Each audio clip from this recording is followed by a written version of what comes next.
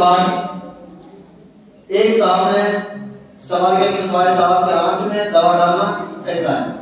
کیا آنکھ میں دوا ڈالنے سے روزہ ٹوٹ جاتا ہے؟ تو آپ دیکھیں، میں نے ان سے کہا تھا کہ روزہ ٹوٹ جاتا ہے، لیکن میں نے مطالعہ کیا اس کے بعد، کیونکہ میں نے چھوٹی کتابوں میں دیکھا تو اس میں لکھا یہی تھا کہ اگر کوئی آنکھ میں دوا ڈال دے تو روزہ ٹوٹ جائے گا، لیکن میں نے اشرفیہ کے فقہی سیمینار کا میں نے ایک مقالہ دیکھا جس میں نئے نئے مسئلے اخراج ہوتے ہیں، تو ہم نے اس میں دیکھا تو اس میں ذکر تھا اس کا، کہا کہ فقہاء نے سرے سے انکار کیا ہے کہ اگر کان میں دوا ڈالیں تو روزہ ٹوٹ جائے گا، لیکن اگر آنکھ میں ڈالیں تو نہیں ٹوٹے گا۔ فقہاء نے اور آج کے علماء نے اس میں تفصیلی بیان کی، کہا کہ فقہاء کا اس میں اجماع ہے، اب فقہاء کا جب اجماع اس میں ہے تو ہم اس میں دخل اندازی نہیں کر سکتے۔ اگر کوئی آنکھ میں دوا ڈالتا ہے تو روزہ تو نہیں ٹوٹے گا، یا آج کے علماء نے اس پہ اجماع کیا ہے، تو میرا بھی موقف وہی ہے کہ اگر کوئی آنکھ میں دوا ڈالتا ہے تو میں کہوں گا کہ روزہ نہیں ٹوٹے گا، لیکن ان سے احتیاط کریں، اگر زیادہ آپ کو نقصان نہیں دے رہا ہے تو آپ روزہ کھولنے کے بعد آنکھ میں دوا ڈالیں تاکہ دونوں قول پیدا ہو جائے۔ اور رہی بات کہ اگر کان میں کسی نے اگر تیل ڈالا تو فقہاء نے کہا کہ کان میں ڈالنے کے بعد روزہ ٹوٹ جائے گا، اگر ڈالا جان بوجھ کر ٹوٹ، اگر بے خطر میں چلا گیا پانی یا کوئی اور چیز چلا گیا، ڈالنا نہیں چاہتا تھا لیکن چلا گیا، تو فقہاء نے کہا اگر بے خطر میں گیا ہے، اگر زبردستی گیا، اگر ڈالنے کا امید نہیں تھا، ارادہ نہیں تھا، اگر چلا گیا تو روزہ نہیں ٹوٹے گا، اگر جان بوجھ کر ڈال رہے ہیں تو روزہ ٹوٹ جائے گا، اس کا خیال کرنا۔ اس کے بعد ایک شخص نے سوال کیا کہ مسوائی صاحب رمضان میں بلا عذر جو شخص کھلے عام کھاتا ہے اس کا کیا حکم ہے؟ کھلے عام جو روزہ نہیں رکھتا ہے، کھلے عام کھاتا پیتا ہے، تو فقہاء اسلام نے کہا کیا ایسے شخص کو قتل کر ڈالو، جینے کا کوئی حق نہیں۔ کیا کہا؟ داڑھی گردنیں مار دو، جو کھلے عام کھاتا پیتا رمضان کے مہینے میں، اگر وہ مسلمان ہے تو گردنیں مار دو، اس کے دنیا میں جینے کا کوئی حق نہیں ہے۔ فقہاء یہ تفصیل بیان فرمائیں، تو جو شخص کھلے عام کھاتا پیتا ہے ان سے غور کرتا کیا آپ پردے میں کھایا پیا گئے، رب کے قسم کو خدا بنا دیا، یہاں تک کہ جو عورتیں مہینے سے ہیں اس کا حکم ہے سنت رہا، کہا اگر رمضان میں تجھے مہینے کا خون آ جائے تو کہا یاد رکھنا پردے میں کھایا کر، کھلے عام نہ کھایا کر، لیکن جو شخص کھلے عام کھاتا ہے ان سے ہوگا، فقہاء اسلام کا یہ فتویٰ ہے کہ ایسے شخص کی گردنیں مار دو۔ اگر آپ اسلام کی حکومت ہوتی نا تو جو شخص کھلے عام کھاتا پیتا نا اس کی گردنیں مار دی جاتی، گردنیں مار دی جاتی۔ بڑے بھیڑی سمجھو گئے رمضان کے مہینے میں پورے سال تقریباً 91 ماہ رب الجلال نے آپ کو حلال رزق کھلا کر کے پورے اپنی نعمتوں سے نواز کر کے 11 ماہ آپ کو پالا ہے، اس رب الجلال نے صرف ایک ماہ کے لیے روزہ رکھنے کا حکم دیا تو آپ کھاتے بھی ہیں، وہ بھی غلام کھاتے۔ فقہاء اسلام کا یہ مسئلہ ہے کہ ایسے شخص کی گردنیں مار دو۔ اس کے بعد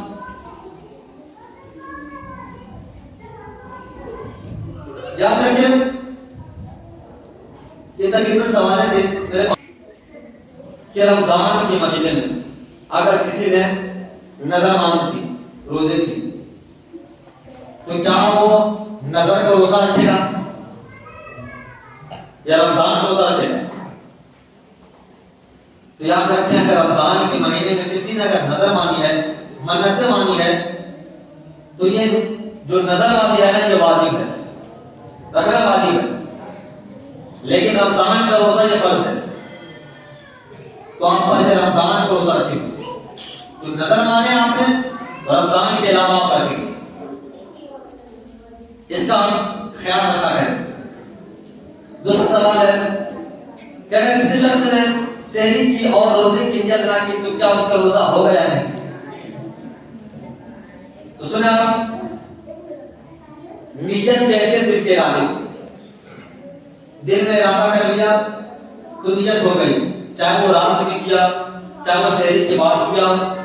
اگر دل میں ارادہ ہے کہ ہم نے روزہ رکھا ہے تو اس کا روزہ ہو گیا، لیکن زبان سے اقرار کرنے مستحب ہے. کیونکہ نیت کہتے ہیں اقرار باللسان اور تصدیق بالقلب، کہ زبان سے اقرار کرنا اور دل سے تصدیق کرنا، یہ نیت ہے. دوسرا مسئلہ یہ ہے کہ روزے کی حالت میں انجیکشن لگوانے سے کیا روزہ ٹوٹ جاتا ہے؟ تو آپ یاد رکھیں، جو ہم سوئی لگاتے ہیں روزے کی حالت میں، زیادہ مرض ہے کوئی جس کے اوپر مرض عائد ہے، اگر سوئی لگوا لیا تو کیا روزہ ٹوٹ جائے گا؟ تو یاد رکھیں اس کا جواب یہ ہے کہ انجیکشن لگوانے سے روزہ نہیں ٹوٹتا. کیوں نہیں ٹوٹتا؟ کیونکہ روزے کی تعریف یہ ہے، قرآن بیان فرمائی ہے کہ روزہ کہتے ہیں کھانے اور پینے اور جماع سے رکنے کا نام روزہ ہے. اور اس کے بعد یہ جو کھایا گیا ہے یہ حلق سے نہیں کھایا گیا، یا ایسے آقائے بدنیہ سے نہیں کھایا گیا جس کا راستہ معدے تک جاتا ہو، جس کا راستہ پیٹ تک جاتا ہو، یہ نہیں کھایا گیا، بلکہ یہ جسم سے انجیکشن لگوایا گیا. تو یاد رکھیں اگر انجیکشن سے لگوا دی، سوئی لگوا دی تو آپ کا روزہ نہیں ٹوٹے گا، اس کا خیال رکھا گیا. اور جو دوا کھا لیتے ہیں اس کے بعد کہتے ہیں کہ ہم نے دوا کھا لی ہے کیا میرا روزہ ٹوٹ جائے گا؟ تو یاد رکھیں جو جس کا راستہ معدے تک جاتا ہو، یعنی پیٹ تک جاتا ہو، اگر وہاں تک چلا گیا تو یاد رکھیں آپ کا روزہ ٹوٹ جائے گا. اگر آزائے بدنیہ سے گیا ہے تو پھر آپ کا روزہ نہیں ٹوٹے گا. لیکن قرآن نے کہا کہ احتیاط کیا جائے، اگر زیادہ مرض لاحق ہو تو آپ انجیکشن لیں تب سوئی لیں، اس کے علاوہ آپ سوئی بالکل ہی نہیں لیں. اس کے بعد دوسرا سوال ہے اور دوسرا مسئلہ ہے کہ کوئی شخص روزہ توڑ دیتا ہے تو کیا اس کا کفارہ کیا ہے؟ کفارہ کیا ہے؟ کسی نے روزہ توڑ دیا تو اس کا کفارہ کیا ہے؟ تو یاد رکھیں فقہ اسلام نے کہا کہ سب سے پہلے اگر کسی نے روزہ توڑا ہے تو آپ 60 روزے رکھیں، وہ بھی پہلے در پہ. کیا کریں؟ 60 روزے رکھیں پہلے در پہ. ایک بھی روزہ آپ کا غائب نہیں ہونا چاہیے. 60 روزہ.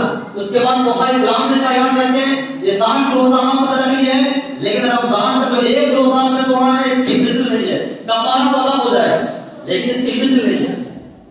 تو آپ نے روزہ کا توڑ دیا ہے تو پہلی طرف 60 روزے کا یہ حکم ہے آپ کا.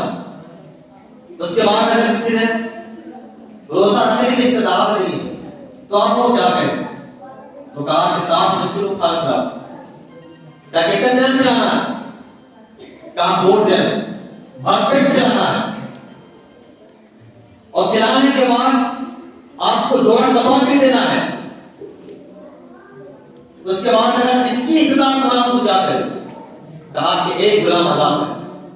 آج تو غلام تو ملتا نہیں ہے، کہا ایک غلام آزاد ہے. تو سب سے بہتر طریقہ یہ ہے کہ 60 روزے رکھیں. اور سب سے بہتر طریقہ یہ ہے کہ روزہ توڑے کیوں؟ روزہ توڑنے نہیں کریں گے تو پھر کفارہ ادا کرنے کا آپ کو ذمہ دار کہاں سے آئے گا؟